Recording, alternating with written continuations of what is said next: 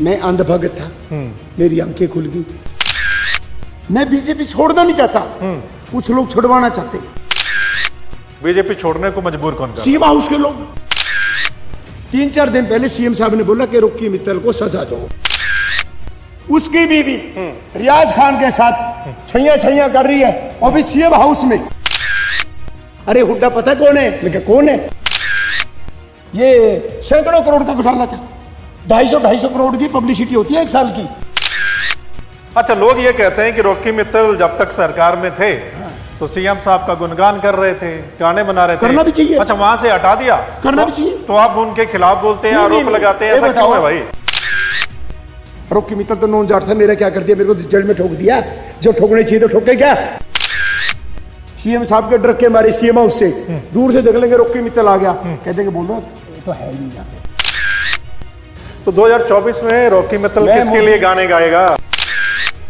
नमस्कार दोस्तों, मैं आपका मित्र सर्वमित्र। मसला आज बहुत बड़ा है। मसला ये है कि देश के प्रधानमंत्री नरेंद्र मोदी साहब के सबसे बड़े फैन हमारे साथ हैं। यूँ कहें कि सबसे बड़े भगत वो हमारे साथ हैं, लेकिन वो इस वक्त बीजेपी छोड़ने का मन बना रहे हैं। आप सोचिए, अगर जो प्रधानमंत्री के सबसे बड़े फैन हैं, मोदी जी के सबसे बड़े फैन हैं, अगर वो बीजेपी छोड़ने का मन बना रहे हैं, ऐसा क्यों है? इसके पीछे वजह क्या है, उस पर हम बात करेंगे। रॉकी मित्तल साहब हैं, आप इनको जानते होंगे, ये आर्टिस्ट हैं और इन्होंने मोदी जी के लिए बहुत गाने बनाए।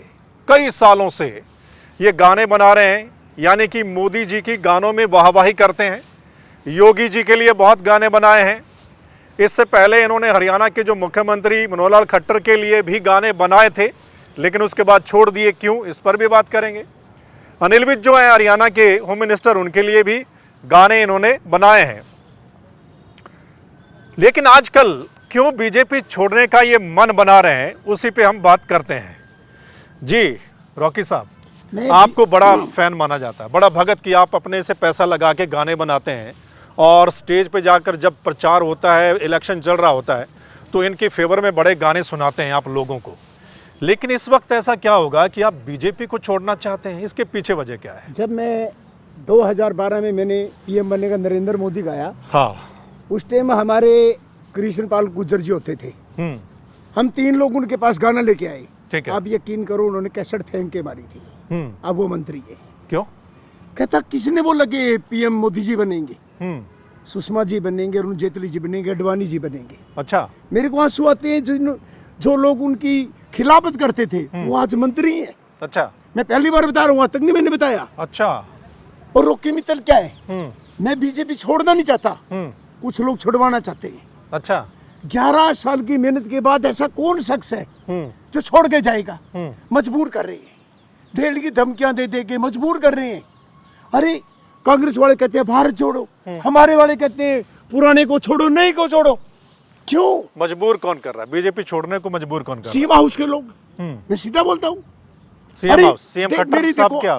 देखो अन्याय की बात, एक अभी कल आज अखबार में एक आर्टिकल छपा है कि हाई कोर्ट ने नियुक्तियों के ऊपर प्रशंसा चिन्ह लगाए, जिसके 98% नंबर थे उसको तो नौकरी पे लगाया नहीं, 94 वाले को लगा दिया। तो उस पे 1 लाख रुपए का जुर्माना भी लगाया है और उसको रोक लगा दी। मैं कहता हूं जैसे मेरिट पे नौकरियां मिलती है, ऐसे मेरिट पे चेयरमैन नहीं मिलनी चाहिए। अभी रुको 1 मिनट, मैं और बता दूं आपको। रॉकी मित्तल दरअसल हरियाणा सरकार में भी रहे हैं। ये पब्लिसिटी के कुछ OSD थे शायद सीएम साहब के, लेकिन उसके बाद इनको हटा दिया गया। क्यों, वो भी बात करेंगे।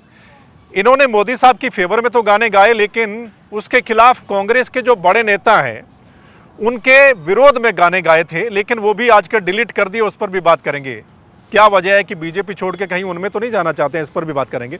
अब आपने जो बताया कि बीजेपी मुझे छोड़ने पर मजबूर कर रहे हैं और वो है सीएम हाउस के लोग, कौन लोग हैं और क्यों वो मजबूर कर रहे हैं आपको, कैसे कर रहे हैं? झूठे मुकदमे करना। मैं 2 साल पहले जेल में गया, 2 साल से भी ज्यादा हो गए। मेरी जगह आप किसी भी मंत्री को झूठे मुकदमे में डाल दो, अगले दिन बीजेपी छोड़ देगा। लेकिन रॉकी मित्तल ने नहीं छोड़ी मोदी जी की भक्ति के कारण। उसके बाद में योगी जी का काम करता रहा। अब पंचकुला की बात ले लीजिए, 2 चेयरमैन कांग्रेस से जो 2 नेता आए और चेयरमैन लगा दिए। और जबकि चेयरमैन कहा किसका था? दीपक शर्मा जी और श्यामलाल बंसल जी का, जिन्होंने काम किया। एक एक करके जितने भी बीजेपी के मेन कार्यकर्ता थे, कुछ नहीं मिला। कहते कांग्रेस से आओ पद पाओ, इनेलो से आओ पद पाओ, चेयरमैन नहीं पाओ टिकटें पाओ। क्या है, कार्यकर्ता कहाँ जाएंगे? मैंने हमेशा कार्यकर्ताओं की लड़ाई लड़ी है और आज भी कहता हूँ। अब मान लो मैं पब्लिसिटी का काम करता था, पब्लिसिटी के लिए तो सीएम साहब ने 2 लोगों को रख लिया, अब मेरी तो जरूरत रही नहीं। अब मैं काम करने वाला हूँ, कहीं तो काम करूँगा। आपको भी रखा था, हटा दिया क्यों? फिर एक सुनो, 2014 में पब्लिसिटी का काम करता था हरियाणा में, 19 में भी काम करता था, दोनों बार सरकार आई। अब 24 में मुकाबला हो जाएगा कि इनकी पब्लिसिटी करने वाले ज्यादा शटर होंगे कि रॉकी मित्तल शटर होंगे। नहीं, आप बीजेपी छोड़ना इस वजह से चाहते हैं कि कोई फॉल्स मुकदमे दर्ज हुए हैं? क्या झूठा मुकदमा दर्ज हुआ? आपको एक गुड़गांव का मुकदमा की बताता हूँ। एक मुकदमा मेरे में कैथल किया, मैं 21 दिन जेल काट के आया। डेली पेशी भुगते रहा हूँ, हर दूसरे महीने पेशी है। एक गुड़गांव में किसी दोस्त ने केस कर दिया मेरे ऊपर, उसने 100 रुपए के स्टाम्प पे फैसला कर दिया कि मैं केस नहीं करना चाहता, खत्म हो गया। मैंने विस साहब से दिया, विस साहब ने बोला कि कैंसिल कर दो। 3-4 दिन पहले सीएम साहब ने बोला कि रॉकी मित्तल को सजा दो। विस साहब ने मेरे को बुला के बोला कि बेटा मैं इसके अंदर कुछ नहीं कर सकता, वो कहते सजा दो। एक बंदे ने केस किया और उसने फैसला कर लिया, उसके बाद भी कहता है इसको सजा दो। सजा देना कोर्ट का काम है, किसी मुख्यमंत्री का काम नहीं है। आपको किसने कहा कि सीएम साहब कहते हैं कि रॉकी मित्तल को सजा दो? मैं विस साहब भी गया था, कहता भाई आपका फैसला कैंसिल नहीं हो सकता जो उसने लिख के दिया है। जबकि मेरा वकील कहता है लिख दो, कोर्ट फैसला करेगी। फिर मान लो मैंने खट्टर साहब के खिलाफ गाने गाए, उस पर मेरे मुकदमा बनता है। फिर तो मुकदमा बीजेपी भी बनता है जिसके मैंने 150 गाने गाए। मैं इनके मंचों पे कांग्रेस के खिलाफ गाने गाता रहा, समाजवादी के खिलाफ गाता रहा, मायावती के खिलाफ गाता रहा, पता नहीं कितने लीडरों के खिलाफ गाता रहा। फिर उन पर मुकदमा बनना चाहिए। नहीं, आप सीएम साहब के साथ रहे, आप एडवाइजर रहे, पब्लिसिटी के OSD जो भी रहे, तो आप सीधा सीएम साहब से मिलके बात रखते कि भाई क्या चल रहा है, क्यों ऐसा? मैंने रखा था उस टाइम के जो नीर दफ्तवार जी से के बारे में रखा था जी, मैं क्या आपकी पब्लिसिटी पे जितना खर्च हो रहा है, यदि इसका सिर्फ 50% का 20% भी मेरे हाथ में दे दो, मैं आपकी पूरे इंडिया में सबसे ज्यादा पब्लिसिटी कर दूंगा। लेकिन उन्होंने बोला कि नहीं, वो जो करते हैं ठीक करते हैं, तूने काम करना है तो करो, नहीं तो छुट्टी चले जाओ। मैंने बोला कि दफ्तवार नहीं तो बताओ कि बीजेपी के लिए क्या किया है? कुछ भी नहीं। आज हरियाणा के अंदर पब्लिसिटी का जिसको काम दिया है, पब्लिसिटी का असली हकदार यदि रॉकी मित्तल नहीं था तो अरुण यादव था। अरुण यादव, मैं प्रोडक्शन करने का मास्टरमाइंड हूँ, पब्लिसिटी का असली मास्टरमाइंड अरुण यादव है। अरुण यादव को क्यों हटा दिया? बोले उसने एक पोस्ट की। नुपुर शर्मा को क्यों हटा दिया? उसने मुसलमानों के खिलाफ पोस्ट की। अरे एक नरेश अग्रवाल समाजवादी पार्टी का पहले नेता था, उसने राज्यसभा में भगवान विष्णु, भगवान श्री राम, भगवान कृष्ण, वीर हनुमान, माता सीता के खिलाफ टिप्पणी की थी। आज उसका बेटा बीजेपी का MLA है। अरुण यादव घर बैठा है, नुपुर शर्मा घर बैठी है। अरे अरुण यादव का क्या कसूर? यही है कि वो यादव है। अखिलेश यादव हमारे खिलाफ हो सकता है, लालू यादव खिलाफ हो सकता है, अरुण यादव तो खिलाफ नहीं है। 90% हरियाणा का यादव बीजेपी को वोट देता है। फिर उसकी क्यों खिलाफत? उसको क्यों घर बैठा दिया? क्या एक एक करके जातिगत टारगेट करोगे? ये गलत है बिल्कुल। जातिगत टारगेट नहीं होना चाहिए। जिन्होंने काम किया ना उनको मजदूरी मिलनी चाहिए, चेयरमैन के रूप में, कोई टिकट के रूप में, कोई किसी चीज़ के रूप में। लेकिन वो तो बेचारे ऐसे ही घूम रहे हैं, और जो बाहर से आएगा उसको 2 मिनट में टिकट दे दी जाएगी, चेयरमैन नहीं दे दी जाएगी। उनका कसूर क्या है मुझे ये बताओ। हम हिंदू मुसलमान करते मर गए। नुपुर शर्मा घर बैठी है, मुसलमानों के खिलाफ टिप्पणी की थी, अरुण यादव ने की थी। देवेंद्र फडणवीस इस टाइम डिप्टी सीएम है, पहले सीएम थे महाराष्ट्र के, उसकी बीवी रियाज खान के साथ छैया कर रही है, और भी सीएम हाउस में। अच्छा, तो उसको क्यों नहीं हटाते भाई? उस पे क्यों नहीं केस होते? फिर हिंदू मुसलमान कहाँ चला जाता है? हमारे को बेवकूफ बनाने के लिए। मैं 3 दिन पहले पार्क में बैठा, इसी पार्क में एक मेरा मित्र आया, कहता भाई साहब आप यदि बीजेपी छोड़ोगे बहुत गलती करोगे। मैंने बोला छोड़ी नहीं मैंने तो। आप हुड्डा के साथ चले जाओगे और ज्यादा बड़ी गलती करोगे। अरे हुड्डा पता है कौन है? मैं क्या कौन है? जाट है, जाट किसी के होते हैं। मैंने एक बात बोली, जाटों ने मेरे आज तक कुछ नहीं बिगाड़ा भाई। जाट भाई एक बता दे कि मेरा कुछ बिगाड़ा हो। अरे जिसने बिगाड़ा उसकी बात कर लेना। किसने बिगाड़ा है? सीएम हाउस में सीएम साहब ने। सीएम साहब के साथ क्यों बिगड़ी? जब आप सीएम साहब के पास एक दफ्तवार था, नीरज दफ्तवार। वो चाहता था कि मैं जो भी गलत काम करे। हाँ। मैं चेयरमैन था, रुक्की मित्तल साइन करे, मैंने साफ मना कर दिया, जो चीज मैंने की ही नहीं मैं साइन नहीं करूंगा। क्या गलत करवाना चाहते हैं? वो सारे पब्लिसिटी का काम मेरे अंडर में था और साइन मेरे से करवाना चाहते, मैंने नहीं किए। हजारों का करोड़, ये सैकड़ों करोड़ का घोटाला था। 250 करोड़ की पब्लिसिटी होती है एक साल की। दाव कहाँ है? क्या अब घोटाला तो मेरी था? बात सुनो, रुक्की मित्तल हट गया, हाँ। पब्लिसिटी वाले दूसरे हैं। हाँ। पूछो सीएम साहब से आपकी पब्लिसिटी कितनी हो रही है? अरे मैं बीजेपी का वफादार हूँ और वफादारी की बात करता था, इनको समझ में नहीं आई तो मैं क्या करूँ आप भी बताओ। उसने पता क्या बोला फिर मैंने बोला एक बात बताओ, तुम जाट नॉन जाट की बात करते हो, मेरे दोस्त को बोला मैंने, उसका नाम नहीं बताऊंगा फिर लोग कहेंगे तो जानबूझ के जाति बात करता है। ठीक है। मैंने बोला ये बताओ दुष्यंत चौटाला जी कौन है? कहते जाट। मैं कहा जेपी दलाल जी कौन है? कहते जाट। देवेंद्र बबली जी कौन है? कहते जाट। मैंने बोला कि ये क्या बोलते हैं जेपी दलाल का तो मैंने ले लिया कि कमलेश टांडा जी कौन है? बोले जाट। रणजीत चौटाला जी कौन है? बोले जाट। मैं कहा उबिदन खड़जी कौन है? जाट। ये जनता को बेवकूफ बना रहे हो। अरे 5-5 जाट तुमने मंत्री बना रखे, डिप्टी सीएम बना रखा, इतने में कभी हुड्डा साहब ने चौटाला साहब ने नहीं बनाए, फिर तुम हमारे को बेवकूफ बना रहे हो, जनता को बेवकूफ बना रहे हो। विकास की बात करो, कार्यकर्ताओं को तुमने क्या किया उसकी बात करो। अच्छा। जाट नॉन जाट की बात मत करो, ये ढकोसलेबाजी जनता समझती है। ये बताओ भाई हमारा तो कुछ नहीं। हाँ, अरे मैं तो बढ़िया का पैदा हुआ ना, बढ़िया तो हमेशा जाटों की कमाई खाई है। अच्छा, लोग ये कहते हैं कि रॉकी मित्तल जब तक सरकार में थे तो सीएम साहब का गुणगान कर रहे थे, गाने बना रहे थे। करना भी चाहिए। अच्छा, वहां से हटा दिया, करना भी चाहिए। तो आप उनके खिलाफ बोलते हैं, आरोप लगाते हैं, ऐसा क्यों है भाई? कोई गलत काम के लिए बोलेगा तो मैं नहीं करूंगा, और कोई गलत काम करेगा तो गलत काम के खिलाफ बोलना चाहिए। जब उनके साथ था, वफादार था, वफादारी निभाई। अब उन्होंने मान लो पब्लिसिटी के लिए लोग रख लिए, वो उसका काम करेंगे 24 के अंदर, और मैं भी किसी न किसी का काम करूंगा। और तो मुकाबला तभी होगा ना। किस पार्टी में जा रहे हैं? वो अभी मेरा मामला मोदी जी के संज्ञान में भी आ गया, हाँ। और हमारे जेपी नड्डा जी जो राष्ट्रीय अध्यक्ष है उसके संज्ञान में भी आ गया। मेरी कल भी बात हुई है, परसों भी हुई है, आज भी बात हुई है। और बोला कि हम करेंगे जो करेंगे आपका मोदी जी करेंगे, हरियाणा लेवल पे आपका कोई मामला ही नहीं है ना। हरियाणा लेवल के तो किसी नेता पे चले जाओ, मैं 20 नेताओं पे गया, वो खुद ही रोते पाते हैं, वो खुद ही रो रहे हैं। अच्छा, हाँ? क्यों? वो कहते हैं हमारी नहीं चलती, तेरे लिए क्या रोकेंगे? जब खुद ही जो आंसू टपका रहे हैं तो मेरे आंसू क्या साफ करेंगे? किसकी चलती है हरियाणा में? सीएम साहब की चलती है, अधिकारियों चलती है। को बात तो अधिकारियों से दिमाग में बात आई, हरियाणा के अंदर 30-35 पोस्टें तो ऐसी हैं जो बड़े बड़े अधिकारियों को चेयरमैन बना दिया। अच्छा। जबकि वो हमारे नेताओं को बनाया जा सकता था, कार्यकर्ताओं को बनाया जा सकता था। उनके साथ धोखा है। उनका हक भी अधिकारी खा गए, कुछ चंद लोगों ने कब्जा कर रखा है। अरे भैया अधिकारी काम नहीं आएंगे, चुनाव के अंदर तो कार्यकर्ता काम आते हैं। कार्यकर्ताओं की अनदेखी बेनदेखी हो रही है। हाँ। और हम जात पात का कार्ड उस टाइम बोलेंगे ये जाट है ये नॉन जाट है। भाई जनता समझती है। रॉकी मित्तल तो नॉन जाट था, मेरा क्या कर दिया? मेरे को जेल में ठोक दिया। जो ठोकने चाहिए तो ठोके, क्या नहीं ठोके ना?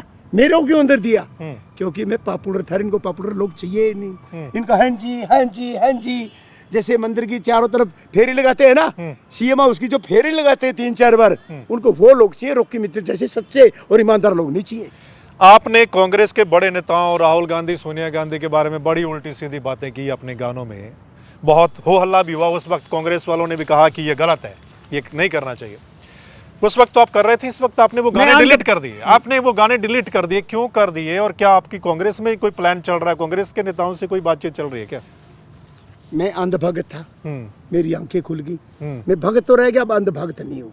और बाकी भी सारे जितने मेरे दोस्त अंधभगत हैं उनको भी बोलूंगा कि आंखें खोलो, अंधभक्ति की भगत तो बनो, अंधभगत नहीं तो मेरे की तरह तुम भी पछताओगे। रहेगी कांग्रेस की बात, मेरे बीजेपी से ज्यादा कांग्रेस में दोस्त हैं शुरू से ही। दीपेंद्र हुड्डा जी मेरे मित्र हैं। अच्छा। रणदीप सुरजेवाला जी मेरे मित्र हैं। जेपी साहब भी मेरे मित्र हैं। कुलदीप वत्स मेरे मित्र हैं। अच्छा। जयवीर वाल्मीकि जी मेरे अंकल हैं। नीरज शर्मा जी मेरे दोस्त हैं। पता नहीं कितने, सारी कांग्रेस मेरी दोस्त है। वो तो जाऊंगा, जफ्फी भी पाएंगे, चाय भी पिलाएंगे, खड़े होकर हाथ भी मिलाएंगे। हमारे वाले को तो ये हालत है, सीएम साहब के डर के मारे सीएम हाउस से दूर से देख लेंगे रॉकी मित्तल आ गया, कहते हैं बोलो ये तो है ही नहीं यहाँ पे। अच्छा, निकल लेते हैं। वो निकल लेते हैं कसम से। कई फ्रेंड तो ऐसे हैं, ना मरने में बुलाते ना जीने में बुलाते। मेरे को तो ये नहीं पता कि क्या हो रहा है। अच्छा। हाँ, मेरे को तो टेंशन रहती है। वो इसलिए नहीं कि क्योंकि आप सीएम के खिलाफ बोलते हैं, तो वो कहते हैं कि फिर काम गड़बड़ हो जाएगा। सीएम कोई कहता है ना कि मैं सीएम साहब के खिलाफ बोलता हूँ, मैं सिस्टम के खिलाफ बोलता हूँ, मैं भ्रष्टाचार के खिलाफ बोलता हूँ, मैं कार्य करता हूँ, लड़ाई लड़ रहा हूँ। अरे कल परसों एक मैंने ना एक इंटरव्यू दिया, उसमें हमारे एक अंधभक्त ने लिखा रॉकी मित्तल को पैसे मिलने बंद हो गए इसलिए लिख रहा है। अरे बावड़े, 11 साल तक अपनी जेब से पैसे लगा के काम किया है। सिर्फ मेरे 5 गाने स्पॉन्सर किए, एक फरीदाबाद वाले ने, एक सोनीपत वाले ने, 3 अलग दोस्तों ने। अच्छा। सुनते रहना। ठीक है। बीजेपी के में कौन से नेता की बात कर रहा है? हमारा तो कोई कार्यकर्ता नेता को कह देना कि सर मेरे को तो भूख लगी है, ठीक है, सामने होटल पे तो रोटी खाया, 4 मेरी पैक करवा लाइयो, तो उनसे पैसे मांग रहे हैं। हद हो गई है यार। अच्छा, नहीं, आप मोदी जी के फैन थे, अंधभगत थे, आप कह रहे हैं, गाने बहुत बनाए। मोदी जी के साथ आपकी मुलाकात भी हुई है, मैंने देखा फोटो वो। तो क्या आपने पीएमओ मोदी साहब से बात नहीं की कि यहाँ पे ऐसा चल रहा है? होगी मेरी बात। तो फिर मेरी परसों ही बात हुई है, उनके पीए से बात हुई है, फिर राष्ट्रीय अध्यक्ष जेपी नड्डा के पीए से बात हुई है। हाँ। उनकी शादी है 5 तारीख की। अच्छा। उसके तुरंत बाद वो बुलाएंगे और कहता तेरा कोई न कोई सोल्यूशन होगा। सोल्यूशन मैंने तो ऊपर बात की है। जब हरियाणा में मैं किसके पास नहीं गया, सबके पास गया। ओ बिल हमें तो अपनों ने मारा, गैरों में कहा दम था, वो डायलॉग ये बोलते हैं तो मैं कहा जाऊं। अच्छा। मैं जिसके साथ हूँ वही रोता मिलता है, तो मैं भी अपना चुप करके आ जाता हूँ। भाई दुनिया में कितना गम है, वो भाई साहब वो वही मेरे को आता है। भाई ये तो दुनिया ही सारी गमों की मारी पड़ी है कि भाई किस किस का देखूंगा मैं। अच्छा, तो 2024 में अभी इलेक्शन आने वाला है। सुनो, बताओ। इलेक्शन पहले मोदी साहब का यानी कि सेंटर का इलेक्शन है, फिर हरियाणा में विधानसभा का इलेक्शन है। तो 2024 में रॉकी मित्तल किसके लिए गाने गाएगा? मैं मोदी जी के खिलाफ कभी नहीं जाऊंगा। हाँ। योगी जी के खिलाफ कभी नहीं जाऊंगा। हाँ। हरियाणा में अनिल विज जी के खिलाफ कभी नहीं जाऊंगा। अच्छा। बाकी प्रचार करूंगा, ये नहीं कराएंगे, कौन कराएगा वो टाइम बताएगा, लेकिन उस टाइम मुकाबला हो जाएगा कि जो नए प्रचार है इनमें दम है कि रॉकी मित्तल में दम है। अच्छा। 2019 में मैं था, 24 विधानसभा में कौन किसके सामने होगा पता लग जाएगा। अच्छा। मेरे में दम होगा तो मेरे वाला जीत जाएगा जिसका प्रचार करूंगा, इन वाले में दम होगा तो ये जीत जाएंगे। ये तो सपने ले रहे हैं कि 24 में फिर आएंगे। वो टाइम बताएगा ना। हरियाणा वाले सपने लेने में क्या जाता है? सपने तो मैं भी बहुत लेता था, मेरे टूट गए ना। टूट गए ना। सपने तो सपने होते हैं मेरे भाई, और अपने अपने होते हैं। इनका अपना कोई है नहीं, इनके सपने सपने हैं। अच्छा, कोई ये जो आपके साथ हुआ, जो कुछ हुए, इस पे, इस सिचुएशन पे कोई गाना बनाया आपने? इस सिचुएशन पे कोई गाना बनाया कि आपने बड़ी भक्ति की इनकी, अंधभक्त भी बन गए, बड़े गाने गाए, पल्ले से पैसा लगाया? वो मैंने बनाया नहीं, बनाऊंगा, आपने आइडिया दे दिया। अच्छा। हाँ। अरे भी मैं किसी न किसी का एक ऐसा नेता का गाना बनाऊंगा, तो इन्होंने जो 2-2.5 साल से पब्लिसिटी करी है, हाँ। मैं कहता हूँ जोर लगा लो सारा। अच्छा। 5 तारीख के बाद मैं एक गाना बनाता हूँ किसी नेता का। अच्छा। जो तुम्हारे से हट के होगा। मैंने शेर है बब्बर कहते हैं गब्बर, विच बड़ा दमदार बनाया था, सब स्टार गाना गया हिट। और इनकी जो करोड़ों की पब्लिसिटी थी धरी धराई रहेगी। अब ये काम करो, 200 करोड़ रुपए खर्च करो। रॉकी मित्तल सिर्फ 2 लाख रुपए खर्च करेगा, इनके 200 करोड़ रुपए मेरे 2 लाख हैवी जाएंगे, भारी पड़ेंगे, आपके सामने पड़ेंगे। और जिसका गाना गा दूंगा वो सीएम ना बने तो इस बात की भी गारंटी है। मैंने 2000 में गाना गाया था, पीएम बनेगा नरेंद्र मोदी। हाँ। बने कि नहीं बने? मैंने योगी जी का प्रचार किया, जिसका किया मैं वहाँ हिट रहा और हिट रहूंगा। हिट होते हैं, और अब भी ऐसे ही होगा। 24 के अंदर पता लग जाएगा कौन कितने पानी में। और यदि मेरे वाला नहीं जीता तो मैं जिंदगी भर के लिए राजनीति छोड़ दूंगा, मुझे करनी नहीं है। संत बन जाएंगे वो बेटर है। मतलब कुल मिलाकर बात ये है, अगर आपकी ऊपर जब पीएमओ से बात होती है या ऊपर होती है, तो वहाँ बात अगर नहीं बनी तो फिर रॉकी मित्तल बीजेपी छोड़ के किसी और के लिए गाने गाएगा। काम करने की आदत है, काम तो करूंगा। कोई कुत्ता किसी के घर पे जाता है, वो 5-7 दिन रोटी ना दे रहे, उसको डंडे मारे, वो कुत्ता भी नहीं जाएगा। मैं तो इंसान हूँ यार, कुत्ता भी नहीं जाता ऐसे तो। ठीक बात है। अरे जितनी अंधभक्ति मैंने की है, आप गाने सुनो, किसी भी नहीं की। मेरा कांग्रेस के गाने डिलीट क्यों भाई किए? साहब 67 किलो वेट रह गया था। मेरा सवाल वही है, कांग्रेस को बड़ा उल्टा सीधा बोला आपने, डिलीट क्यों किया? अब 66 किलो वेट रह गया। जब राहुल गांधी जी एक बात बोलते हैं कि भैया जय सिया राम बोलो, हर हर महादेव बोलो, मेरी यही तो लड़ाई थी कि मुसलमान करते। जब हिंदुत्व की बात करनी शुरू कर दी, मेरी क्या दुश्मनी है? अब राहुल गांधी पसंद आ रहा आपको? नहीं पसंद नहीं, उसका जो पीछे जो उसका सिस्टम था, लगा भी 100 में से 80% सुधर गया। अच्छा। जो सुधर गया तो भाई मैंने तो सुधारने के लिए गीत गाए थे। अच्छा। तो बात खत्म हो गई, तो आपने डिलीट कर दिया? डिलीट कर दिए। और ना मैं उसके खिलाफ आगे गाऊंगा। जब एक बंदा जब चैप्टर क्लोज हो गया, एक बताओ ये भी मारेंगे वो भी मारेंगे, और मेरे घर वाले भी बोलेंगे तू क्यों पंगे ले रहे, तो मैं कहाँ जाऊंगा? किसी से तो बचना पड़ेगा। मेरी क्या सुरक्षा? 20 बार तो सुरक्षा मांग ली। जब मुझे कोई कांग्रेस से खतरा नहीं है, कांग्रेस ने तो कोई केस भी नहीं किया मेरे पे, ठोका किसने? हमारे वालों ने, जिनको इतना काम किया। अरे वो कम से कम प्यार तो करते हैं, ये तो प्यार भी नहीं करते। मेरे को प्यार का भूखा था, मेरे को पदों का भूखा नहीं था। मेरे को देते क्या था, 1 लाख रुपया वही मोदी जी के गाने बना देता था। मैं घर पे क्या लेके गया? घर पे लेके गए कई केस, जेल, मुकदमे। अब मेरे को समझ में आ रही है कि भैया हम तो हिंदू मुसलमान करते करते वैसे पागल हो गए, हम तो राहुल गांधी के खिलाफ गाने गा के हम गाने गाते, हम हिंदू मुसलमान करते, फायदा कौन उठाते? कांग्रेस से आए लोग, भाई साहब इनेलो से आए लोग, वो चेयरमैन बन गए, हमारे बीजेपी वाले का है। आप हिसाब लगाओ, ये जात पात का कार्ड देख के चेक कर करके कौन सी जाति से आया, पीछे क्या है। जब मेरे पीछे रॉकी मित्तल की जगह कुछ और लगा होता जो इनको पसंद था तो मैं भी ना उतरता। मतलब आप मानते हैं कि ये बीजेपी वाले जात पात का कार्ड खेलते हैं? जात पात का कार्ड ही है जो रॉकी मित्तल बाहर घूम रहे। जे इनके कहीं फिट होती मेरी जाति तो मैं बाहर ना होता। हमारे 8 विधायक हैं, एक अग्रवाल विधायक ये कह दो किसी अग्रवाल का कोई काम है और मैं करवा दूंगा, कोई नहीं करवा सकता। सारे बिग्गी बिल्ली बन के बैठे हैं। अच्छा, सब किस नेता मैं बताऊं, नाम बताऊं? हर जाति में आपको नेता मिल जाएगा, हमारे वाले में नेता नहीं मिलता। सुना आपने रॉकी मित्तल को। रॉकी मित्तल ने बड़ा गुणगान किया मोदी साहब का, योगी साहब का, हरियाणा के सीएम खट्टर का भी पहले बड़ा गुणगान किया था और पहले इनको लगाया भी गया था, उसके बाद हटा दिया। तो अब मामला क्या है वो आपने सुन लिया कि क्यों ये बीजेपी छोड़ने के बारे में सोच रहे हैं। कि ये बड़े भगत थे, ये वो खुद कह रहे हैं कि ये अंध भगत थे। सबसे पहले सुनो, पूरे देश में मैंने आगे लगाया था मोदी भक्त रॉकी मित्तल, आज तक किसी ने नहीं लगाया था। मैंने गाने डाला, आज तक किसी ने डाला था। हाँ, सुन लिया आपने, ठीक है। सो अगर ये सोच रहे हैं तो उसके पीछे वजह क्या, वो भी इन्होंने बता दिया कि इनको मजबूर किया जा रहा है। कौन मजबूर कर रहा है वो सब आपने सुन लिया है, सारी बातें आपने सुन ली हैं।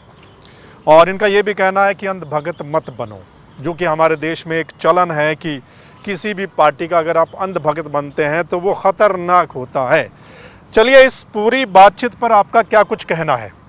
जो रॉकी मित्तल ने बोला है कि आप उससे सहमत हैं या ना है, उस पर आपने अपनी बात लिखनी है, कमेंट करके आपने बताना है। जो कुछ भी है इस इंटरव्यू के बारे में आप क्या सोचते हैं वो आपने लिख के भेजना है। और इस इंटरव्यू को अगर आप शेयर कर देंगे तो तमाम लोगों तक ये बात पहुंच जाएगी और उनको पता चलेगा कि क्या कुछ चल रहा है। फिर मिलेंगे अगले मसले के साथ। अगर आप सही किसी बड़े मुद्दे पर सही एनालिसिस चर्चा चाहते हैं तो फिर द मसला चैनल को लाइक, सब्सक्राइब, फॉलो कर लीजिएगा। अगले मसले के साथ फिर आपके साथ मिलेंगे। तब तक के लिए नमस्कार, आदाब, सत श्री अकाल, राम राम।